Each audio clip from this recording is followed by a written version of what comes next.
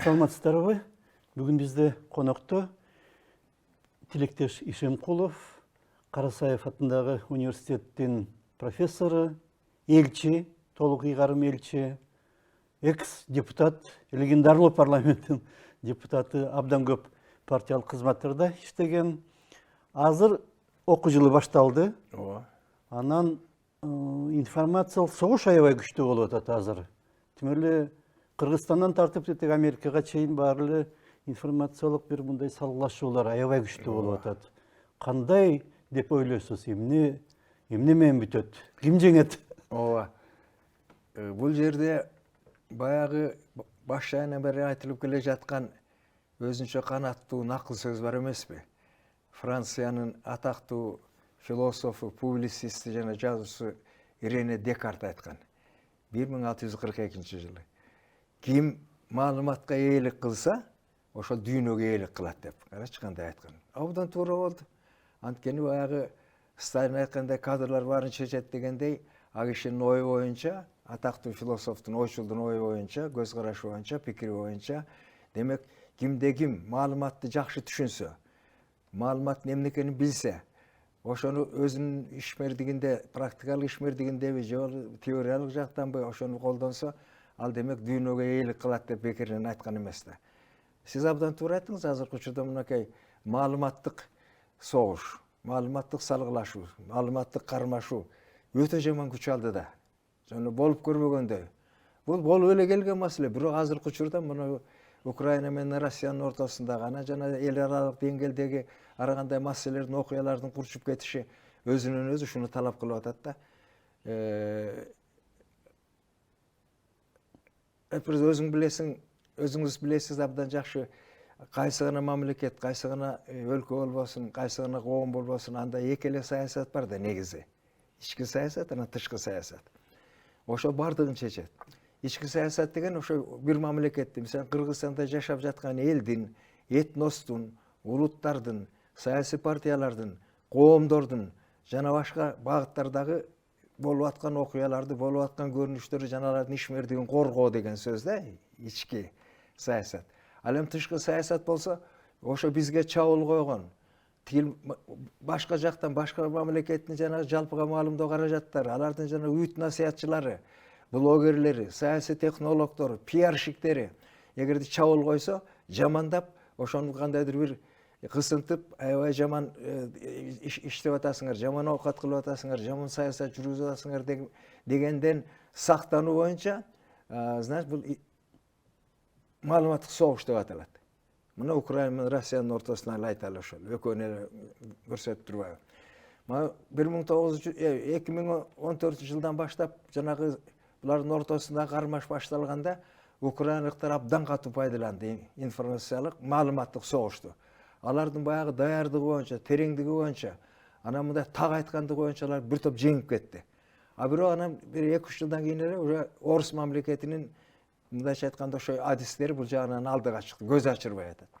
Азыркы учурда эми мамлекет дагы, коом дагы, ошонун ичинде журналистика багыты дагы ошо маалыматтык коопсуздук анан маалыматтык согушка чоң көңүл бөлүп, өзүңүз көрүп атасыз, эл көрүп атат. Азыркы учурда 5ке жакын өзүнчө маалыматтык согуш боюнча, маалыматтык коопсуздук боюнча 5ке жакын өзүнчө радио программалар, радио станция, радио берүүлөр түзүлбөдү. Мынакей биринчиси Большая игра. Аны башкарып аткан киши Молотовдун небереси Никонов, академик, орус дүйнөсү деген коомдун президенти, один из самых блестящих политиков современной России деп коечу, азыркы Россиянын абдан мыкты саясатчысы. Анан ошондой эле профессор, философия илимдердин доктору, одновременно тарых жагынан ошол киши башкарып атпайбы. Бул бир. Экинчиси время покажет, убакыт көрсөтөт деген чоң телепередача болуп атат. Бу да саясий багыттагы, мамлекеттин карамагындагы телевещание, телеберүү мындайча айтканда. А жерде тиги ким Шейнин деген, анан Кузичев деген 2 журналист.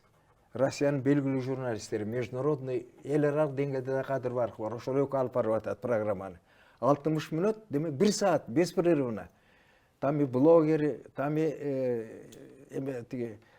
политики, там и депутаты, там и представители различных интеллектуального уровня, интеллектуалдык деңгээлдеги ар кандай адистер ошол жерге келип атышпайбы. Бардыгы көпчүлүгү профессорлор, илимдин докторлору, философия илимдериники, саясий илимдердики, ошондой эле тарых илимдериники, эл аралык маселелер боюнча адистер келип чыгып атпайбы. Мына ошолордун катышуусу менен эменин Украинанын жүргүзгөн саясатын бетин ачып ашкерелеп өтө катуу согуш уруп атышат. Үчүнчүсү мынакей тиги эмеси экинчиси время покажет дегенди айттым, Шейнин, андан кийин Кузичев деген. Ал эми 60 мүнөт деген Попов деген журналист, андан кийин Скобеева деген журналист аял Айым. Булар да жакшы алып барып атышат. Эрди катын. Иә. Эрди катын. Естественно. Аны мен ушу атайлап неметип атпайм. Алар абдан жакшы алып барып атышат. Тем более Попов мурда Америкада кабарчы болуп иштеп келген. Бу дагы Европа боюнча иштеген. Андан кийин анан тиги антифейк деген болуп атат. Аны дагы антифейк дегенде бардык тигилердин айткан тургандардын бардыгын талкалоо, жана баягы тиги жанагы немелер боюнча тигилердин берген жанагы фейктери, текшерилбеген маалыматтарды бергени ушак шыкак. Ана мындайча айтканда бизди атайлап эле бет тырмага салып эле булар кыйрап атат, ана мына деп, мына бирөө дагы ишке ашкан жок. Алардын бардыгын баштан аяк берип атышат. Антифейкти болсо ошолордун баарын анда да көп кишилер катышат кадимкидей. Андан кийин аптанын жыйынтыктары деген Киселев 2 саат берет, абдан мыкты. Абдан азыр ошо такшылган. Анан ошонун эле аркасынан Москва, Кремль, Путин деген дагы өзүнчө телепередача бар. Путинге айтылбай калган сөздөрдү барып ал кадимкидей, орустар айтканда правду матку режет дегендей кылып туруп, чындыкты көзгө сайгандай, алаканга салгандай кылып туруп, Путин бардыгына жооп берет. Коркпой, үркпөй, кемчилик болсо кемчиликти мойнуна алып, эмне кылган атат, кандай болот. Мына Ким Чен Ын келгенде барын суроо бергенде айтпадыбы? Согуштук техникалык жактан байланыштыра болобу деп ал өзү чалгынчы киши да, КГБ да.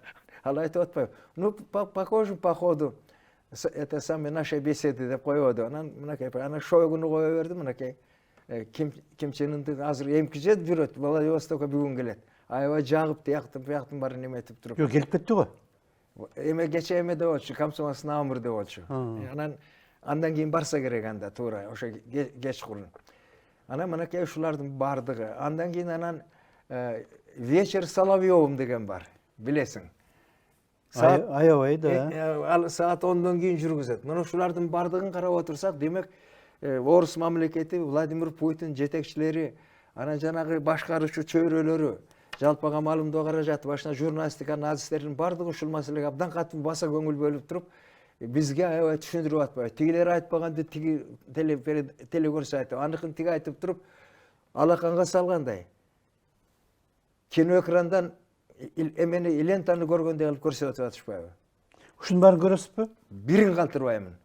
Бирин калтырбаймын. Любой учурда бардыгын көрөмүн. Анан ким болсо 2 жолу берет, Никонов болсо саат 6да, анан кечинде саат 10дон 35 мүнөт өткөндө итоговый кылып туруп кайталабайт. Новыми последнейшими баягы эме менен берет да, архив новостилер менен берет да. Мынакей бул ушундай болуп атпайбы? Демек, мынакей муну биз ушуга күбө болуп атабыз. Ал эми тигилерди өздөрүнүн билгендерин кылып атат. Ага жана единый бирдиктүү Европа деген булардын баарын колдоп, Украинаныкын бардыгын колдоп атат. Мынакей азыр жанагы 500 километрге ата турган канаттуу ракетаны берип атат Шольц. Андан кийин F-16 деген самолетту тигилер берип атат. Нидерландия менен тигемеден Скандинавия өлкөлөрүнөн бербей, Нидерландиядан, Даниядан өзгөчө экөөнөн. Ошолорду берип атат. Аларды уже мынакей уже 3 айдан бери даярдап атат. Самолеттун айдай турган учкучтарын.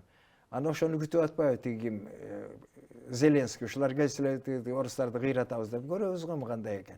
А кече болсо мынакей Шойгу бүт бойдон кыдырып чыкты. Эмелердин баарын тиги согуш куралдарын чыгара турган чоң ири заводдордун баарын тездеткиле деп 24 саат иштеп атышат азыр. 3 смен болуп атат. Кайра тиги айтты, 4-й смену тоже нашли деп койду.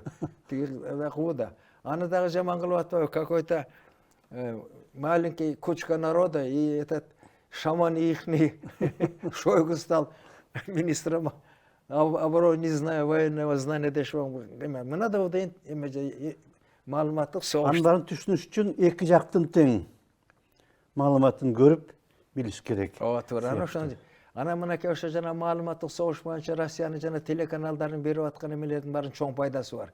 Бирөөнү айтпай калган экинчиси угат. Муну кээ бирөөлөр жаман көрөт. Ана мына ошого байланыштуу ана тиги эме кылып Германиядан эме кылбадыбы? 12 биздин россиялык журналисттерди они смертники деп эмеге киришти. Мы будем убивать безжалостно. Будем травить как тварей деп туруп. Кадимкиде открытым текстин Ким айтып атат? тигилердин эмелери жанагы эмелери тиги провокаторлор менен эмелери тиги Германиянын бар. террористтер ага бардыгы эле кошулуп атат. Эдини Европаныкы, Франция кошулуп атат, ага Англия закопёршүгү болуп атып эме аракет кылып атат Германия, Польша, Прибалтиканын өлкөлөрү правильно деп туруп анан 12 кишинин спискасын түздү. Уже үчөөнү атып кетти журналисттерден. Уже атып кетти, аны билесиң. Кадимкидей жардырышып.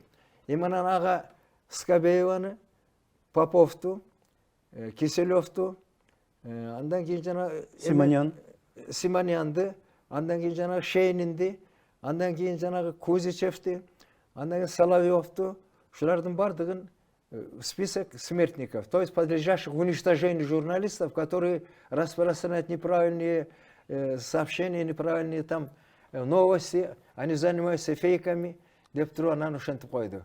Азыр их сейчас охраняют официальные органы. Они даже вынуждены менять квартиру, бүгүн тайкесиникине жатып, эртең тияка дегендей. Аларга очень сильная охрана представлена, потому что они делают очень большую работу.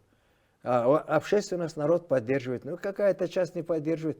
Им карабайсың, в составе вооруженных сил Украины появилась русская добровольческая армия деп туруп. Вот это отщепенцтердин бардыгын чогултуп алып, орусда властьтын армиясына калып, алар кайра бияка каршы согушуп атат.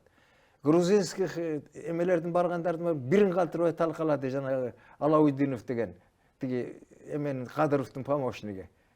Чечендер бар жерде билесиңер да. Чечендер тиягынан да биягынан да согушуп атат. Ооба, тияктан да бар. Грузиндер да ошентип атат. Тиягынан да биягынан да. Грузиндердин эмесин талкалады. Отъявленелердин бардыгын.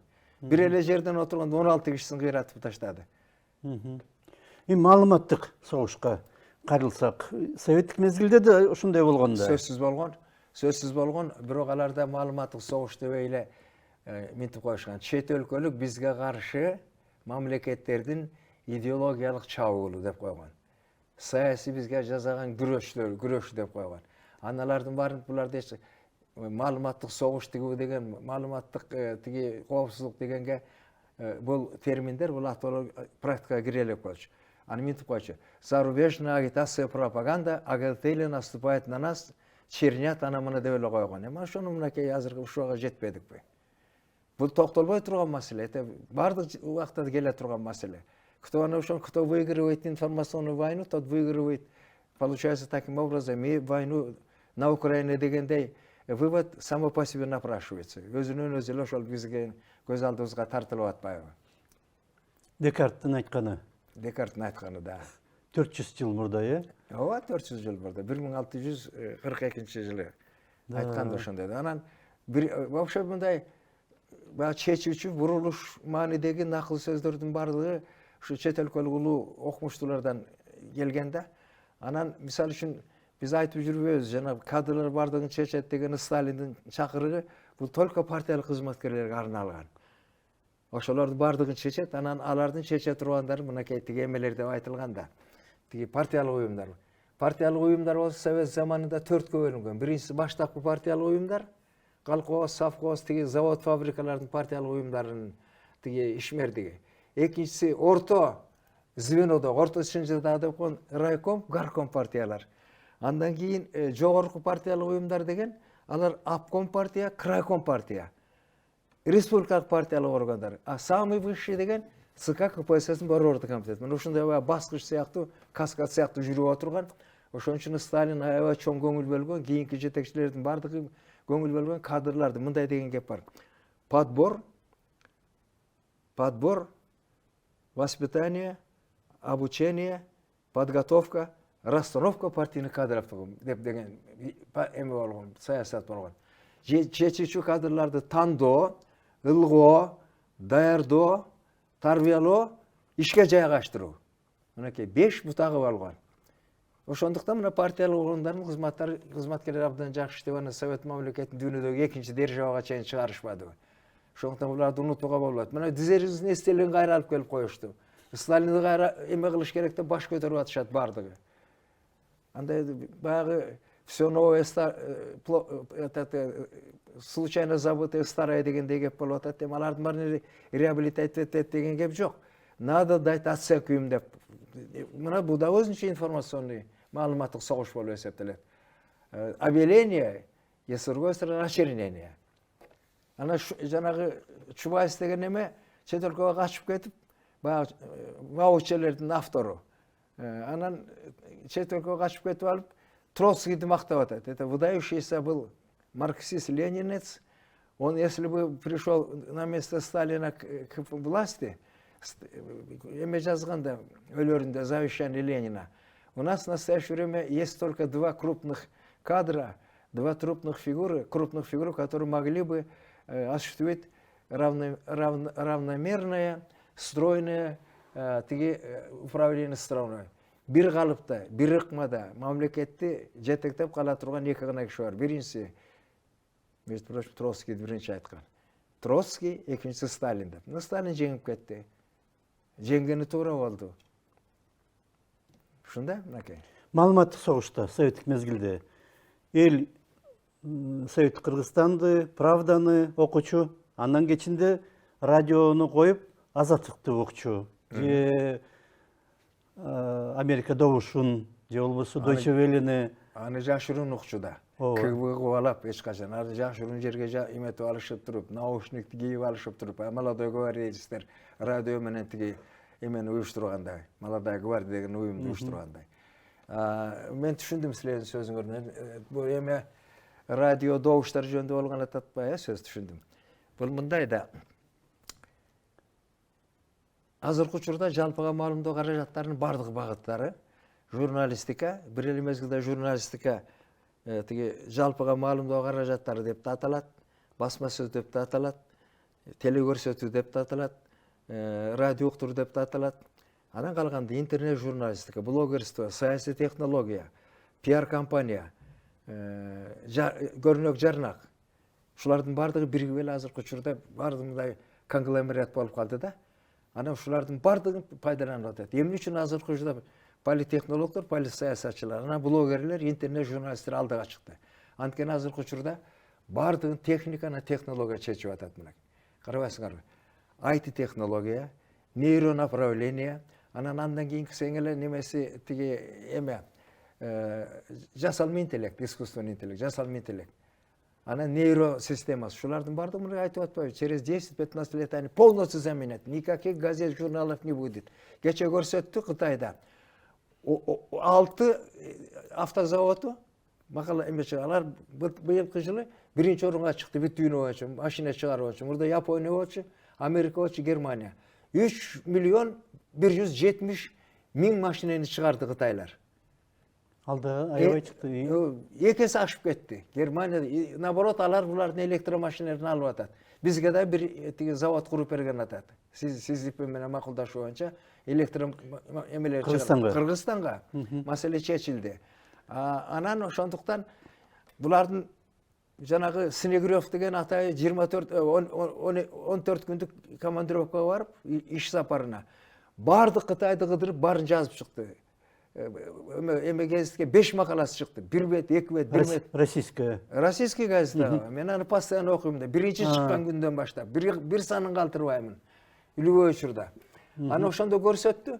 Ошо жерден тиги күнүнө 20 миңден 30 миңге чыга турган машинелердин барды бир рабочий жок, бир инженер жок, автоматический роботтор чыгарып атат.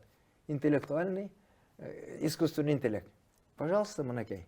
Анан ушулардын бардыгын жетишкендиктерин эмеден пайдаланып атышпайбы? Тиги бизде маалыматтык коопсуздук, анан маалыматтык. Мен айтпадым жана биздин учурубузда булар жок болчу. Мисалы үчүн пиар компания, анан связь с общественностью public relations degender болгон эмес. Жок, Bizde o жөнү кулактандыруу деп койчу.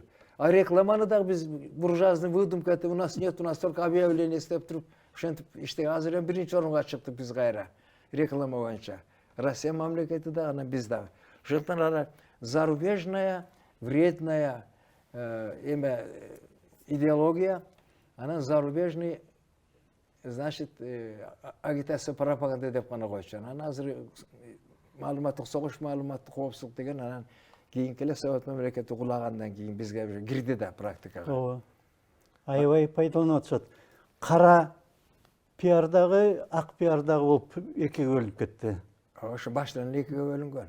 Ак пиар, кара пиар деп туруп бөлүнгөн. Азыр Глейген момдай 485 беттен турган чоң западный журналисттердин китеби бар, менде бар.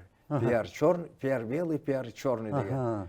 Ошондой. Анан дагы эмеде Германияда 4 гезиттин башкы редактору болуп иштеген мыкты публисттин китеби чыкты. В мире нет ни одной журналиста, которого можно было бы купить деп туруп, укмуш жазылган. Вся журналистика продажная. Если деньги даст, твои требования, твои мысли, твои заказы будут выполнены деп. Менде бар момдай Глейген китеп. Көрдүңөрбү кандай? Сатылбайт, бирок сатылса абдан кымбат сатылат дегендей. Ошо сыяктуу. Агенттиктерчи, мына абдан чоң белгилүү агенттиктер бар. Туура айтасыңар. Бул агенттиктер эл аралык деңгээлдеги дүйнөлүк эң алдыңкы эл аралык маалымат агенттиктери деп айтылат.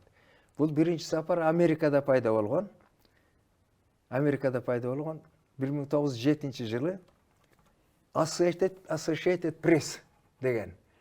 Булар крупнейший, эң дүйнөдөгү эң эле күчтүү, мунун жүздөгөн гезиттери бар, теле көрсөтүү каналдары бар, өздөрүнүн баягы айткандай гезиттери, пароходдору да бар, маршага айткандай. Заводдору, пароходдору бар деп айтпады, ошондой капиталисттер, миллиардерлердин бардыгы. Мына ошонун жүздөгөн гезиттери, журналдары, мындан тышкары футбольный командалары, андан кийин тиги железнодорожный вокзалдары, аэропорттору, анан ошондой эле дагы башка немелердин бары. Булар баягы конгломерат да. Булар частный, не государственный. Ошон үчүн как хотят, так и крутят. Кандай кааласа ошондой чыгып атат. Associated Press аябай бул кооперацияланган жалпыга маалымдоо каражаттардын каналдары деп эсептелет. Буларда жүздөгөн кишилер иштейт. Жүздөгөн бардык багыттар боюнча иштешет. Андан кийин UP азыр барбы? Бар да, конечно, бар да. Бар да. Чачырап кеткен жок беле? Жок, United кайра күчүп атпайбы, кайдан чачырат. Как жил, так и живет United Press International, UP. Эми ошол аныкы дагы өзүнчө кооперативный объединение деп аталат. Анан буга кошулма коммерческое кооперативное объединение деп аталат. То есть зарабатывай как хочешь. Көрдүңбү мынакей? Ошол жерде ошол продажнылар бар да. Ошол жерде жанагы информационный маалыматтык согуш менен маалыматтык коопсуздук ошолордо жатат да. Анан бар да USAID дегенден экөө ошондо бөлүнүп чыккан. USAID деп да коет, USAID деп да коет. Бул международный информационный агентство деген сөз жалпы эле, международный деп эле. Ушунун чревасынан, ушунун курсагынан чыккан төрөлгөн экөө тең. AP дагы, UP дагы ошондо чыккан, көрдүңбү? Алардын бардыгын жана эмен Американ миллиардерлери эметет, ушуну жанагы Сорос миллиардер, өзүң билесиң, ал венгриялык еврей, өзү азыр 90го чыгып баласына калтырып кетти, бүт наследствосун. Анан айтты, я теперь чыгыш Европада иштебейм, мен уже чыгышка кетемин деп туруп, бизге да көп жардам берген бул киши. Анан демек ошол илимге аябай жардам берген. Анысы бар. Анан андан кийин менекей Рейтер. Андан кийин Рейтер деген бул Юлис Ройтер деген Германиянын журналисти, анан эмелик газеттин магнаты, биринчи жолу 1944 жылы тиги эмеде Англияда иштеп жүрүп, Гавас дегенди чыгарган. Гавас деген информацион агентствону. Анан автоматически өзүнүн атынан Рейтер деп койгон. А чындыгында Ройтер. Анан Рейтер болуп калды. Крупнейший Лондондо. Лондондо эмеси. Ошол жерден. Андан кийин ал Парижге келип Франс прессти уюштурбады. Ошол эле кишиби? Ошол эле киши. Франциянын Tigi Frans Press. Frans Press'ini uyuşturmadı. Adağayeva çoğun azırkı uçurda abdan kadır varktı manilü. Andan inanan bu şu uyuşturdu özünün rodinasında tigi DPA. DPA'nı Deutsche Press Deutsche Presse Agentur. Agentur. Anı da şerden emetti. Andan keyin oşonu menen getdi. Ana dağı çet өлкөдөн alıp kara turgan bolsok, tigi Latin Amerikalarını biriktirip turgan Latin Pressa Latina degen var. Latinski Amerika menen Amerika Koşmuş Ştatlar birgeleşip turup işleşet. Bu da коммерческое международное информационное агентство. Информационное международное агентство. Latin Amerikaların ahvatı itetet и под руководством американцев. Ana bunu Fidel Castro Amerikalıları kuvup çıkıp özüne kaldırıp koydu. Malades. Presa Latina Kuban Respublikasına tiyişeli. Hazır Kuba'da da. Hazır Kuba'da, Gavana'da. Andan keyin beri gele turgan bolsak, tigi emeden Arap өлkөsүнөн Sana, Egipet'te Sana degen var. Oşa tigi Çıgış Afrika өлкөлөрүн жана Musulman өлкөлөрүн тейлей турган. Анан знаменит Аль Жазира. Самый универсальный, где работает самый эң эле күчтүү журналисттер көптөгөн 30-дан ашык эмеде булар эметет. Где эме моментально вот 2 часа назад или 20 минут назад произошло какое-то событие, например, в Каире или в Лондоне или в Париже автоматически передают. Алар BBC'den bölünüp çıkıştı. Оснащенный, алар ошо BBC'den öz чат пачкасы этишти бөлүнүп чыгышты. Аль Жазира. Ошонан ар бир мамлекеттин өзүнүн чакан маалымат агенттиктери бар. Биздики менен Хабар, Өзбек менен казактардыкы Хабар, бар эле Хабар, түркмөндөр менен тажиктердики да Хабар, биздики. Бирок алардын бардыгы азыркы учурда мамлекеттик деп эсептелет. Ошондой болуп. Частныйлар болсо жанагы бөлүнүп кеткен тарамдар частныйлар, алар өздөрүнчө иштейт да. Андан кийин эң эле күчтүүлөрдүн бирден бир күчтүүлөрдүкү албетте Кытайдын Синьхуа. 1937-жылы Мао Цзэдун учурунда уюштурулган. Анан алар баягы Россия менен СССР менен Кытай Хрущевдун залалы менен жаман болуп атканда Россияны Советтер Союзун критикалап турган. Сталинди силер культ личность кылдыңар, жеке адамдын башына сыюуну биз каршыбыз. Биз Маркс Ленинбиз деп. Анан кайра мынакей оңолбодукпу. Алар болсо азыр толук бойдон пионерлерди кабыл алышат, кадимкидей комсомолдорду кабыл алышат, кадимкидей 53 миллион коммунист азыркы учурда, 85 миллионго жакын комсомол, 120-130 миллионго чейин пионерлер мурдагыны дагы кабыл алышты. Мао Цзэдундун эстелигинин алдынан. Полностью коммунистическая идеология, марксизм-ленинизм. Анан бизге жардам берип атты. Мейли андан артын эле троцкизм болсо да бизге ошонусунун пайдасы бар да. Демек Синьхуа 49-жылы алар боштондукка чыкканда бир эле мезгилде Синьхуа деген элдик кабар деген сөз. Муну уюштурушту. Маалымат каражатын, маалыматтык эмесин агентствосын. Янан Жен Мижмау деген партиялык кезитте бир эле мезгилде чыкты. Правда. Кытайдын правдасы. Жок, элдик кезитте койгон. Элдик кезитте правдасы да. Андан барсак, конечно, жапондор технологиялык жагынан өнүккөн, техника жагынан алардын Киодо Суцин, Дзинго Суцин деген эки крупнейший, эң эле чоң эл аралык деңгээлдеги маалымат агенттиктери бар. Өкмөттүн 49-жылы бир мезгилде уюштурулган, жүргүзүлгөн саясаты албетте Жапонияны мактоо, жактоо, Жапонияны коргоо, аларга болгон ар кандай маалыматтык согуштардан коргоп калуу, өздөрү да ошо башка жактарга, булар эми эмеге кетип атпайбы? Северный Кореяга, КНДРге, Кытайга жана башка мамлекеттерге булар жамандап өздөрүн мактап атпайбы? Эмне үчүн биздики убактыбыз аз эле калыптыр? Бир акыркы мүмкүн сураганда. Эмне үчүн мына биз тарапта СССРден кийин пайда болгон жумурияттарда ушундай маалымат, чоң маалымат каражаттары мамлекеттик гана болуп калып атат. Батышта жеке менчик. Мен ошо айтпадым, баары жеке менчик деп айтпадым башында. Жок, ошондой. Эмне үчүн биз жактагы маалымат каражаттары жеке менчиктер өйдө көтөрүлө албай атышат. Алар алына жараша, кенедей карликтей болгон эргежел немелер. Анан бирин кайталай беришет. Тияктан чыкканды бири-бирин урдурта берет, как будто алардын кабарчылар тиги Кореяга же болбосо тиги эмеге Парижге барып Copy paste. барып келгенсип. Так что алардын баары алдына жараша. Алымбек алдына жараша деп коет ошол сыяктанан. Баягы бизде сөз эркиндиги күчтүү, өнүктүү деп мактанып атпайбызбы башкаларга караганда деп. Ал туура. Борбордук Азияда биз алдыңкы позициядабыз. Ал эми сөз эркиндиги болмоюнча журналистика болбойт, коом өспөйт деген дагы муну Джон Милтон деген Англиянын философу, публицисти и самый главный цензору. Бул китеп жазып чыккан 1458-жылы. О свободе слова, обращение английскому парламенту деген китеп чыгарган. Ушул киши первый автор этого термина свобода слова. Шемитип аткан.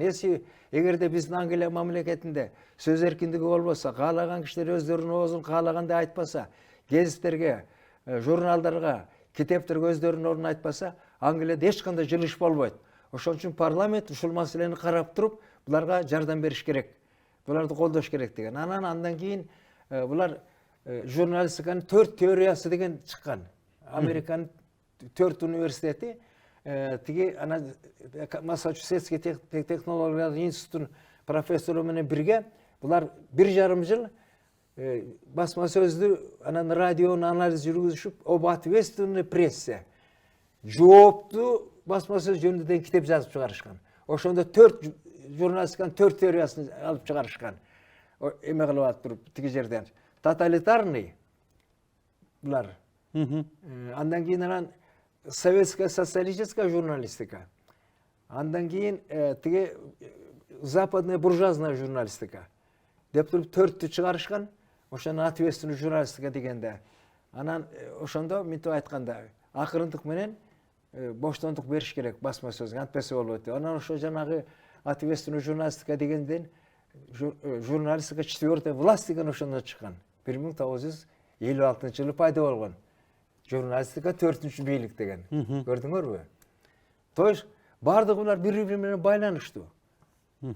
Анан эми жанагы радио Голос болсо BBC, андан кийин Голос Америки, андан кийин тиги немецкая волна Deutsche Welle. Анан ушулардын бардыгы бар деп. Булардан ошо Азаттык.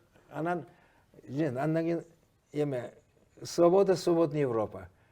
Ошол. Боштондук, анан азат, анан азаттык Европа. Ошо азаттыктан биздин азаттык чыккан. Азаттык болсо 53-жылдан бери иштеген. Ооба. Биринчи биздин аталар баягы чыныгы патриоттор аларды фашисттерге сатылып кеткен ана мына дегендердин бардыгына кийин акталбады. Алар көрсө тиги Франциянын партизандарында согушуп жүргөн экен, Маки деп коет. Ошол экөө тең. Алар келбеди, мен алардын экөө менен аябай тааныш болуп. Төлөмүш Жакып уулу, анан Азамат Алтай. Азамат Алтай. Азамат Алтайдан мен кечирим сурадым, ошо билбестик болуп туруп, ага кечирип койгон. Тоңдукта райком комсомолдун 2-нчи секретары болгон. Ким болсо биздин үйдө жатып кетти. Мен анын үйүнө барып келдим. Биринчи болуп мен Мюнхендеги радио, Азаттык радиосунан по-настоящему сүйлөгөн мен болбодум. 8 күнгө барып сүйлөп кеттим. Кайсы жылы? 1988-жылы. Азаттык радиосуна барып туруп биринчи мен сүйлөп келдим. 8 каналы боюнча. Ага чейин болгон Чыңгыз Төрөкулович, анан бирок ага киши аз эле мындай неме кылып аралашпайын деди окшойт. Анан Казат Акматов бар да, дагы бир эле каналынан сүйлөп кайра келди. Анан мени атайлап чакырып, Нарын Өзгөн, Аким Өзгөн. Аким Өзгөндү. Анан Хаким Өзгөн Өстүр деп фамилия, ой, болбойт деп мен оңдоп келбедим фамилиясын. Хаким Өзгөн тегин деп туруп. Ошо боюндан сохранился его. Биринчи кантип атаган өзүн?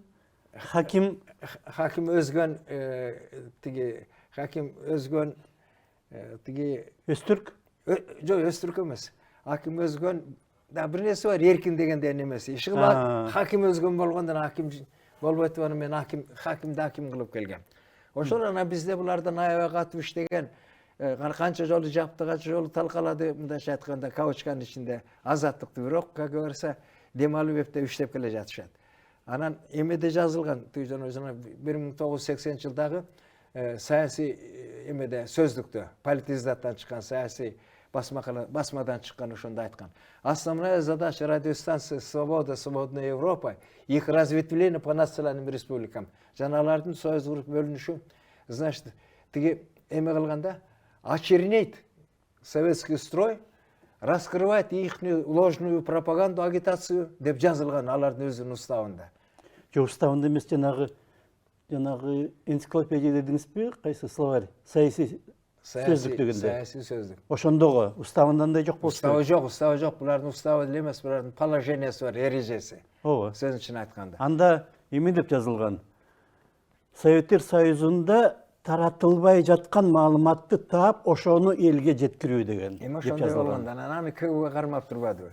Буларды абдан муунтпадыбы? Бүт диссидент деп алардын баарын чыккынчылык азыркы анан тиги неме кылып, тиги эме биздин душмандар деп эметип атпайбы бардыгын эмелер. Ну, Россияда болсо Итартас, Интерфакс, Говорит Москва, жанагы эме. Эхо Москвы. Эхо Москваны жаап салбады уже. Жаап салды. Бенедиктовду ал качып тиги Ригада жүрбөйбү.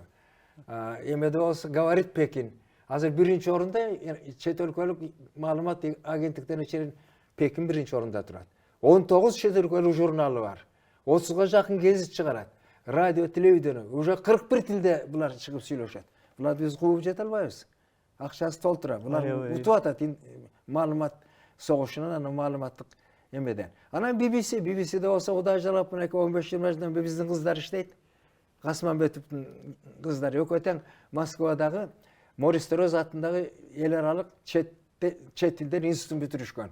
Причем бирөө кызыл диплом менен. Мына ошондон бери иштеп атат. Гүлнара анан Акчолпон.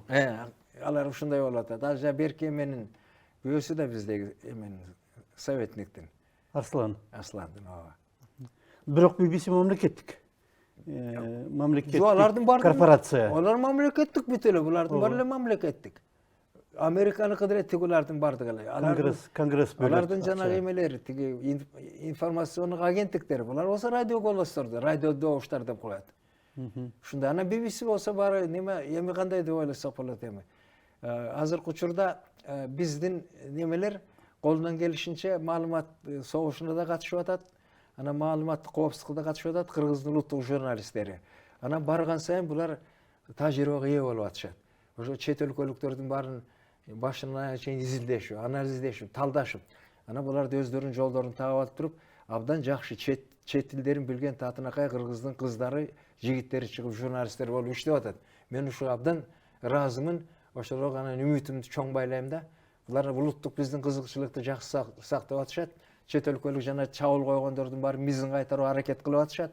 Анан бизде мамлекеттик кабар да, мамлекеттик мындайча айтканда корпорация. Кээ бирөөлөр корпорация деп аталат, кээ бирөө агентство деп аталат, кээ бирөөлөр объединение деп коет.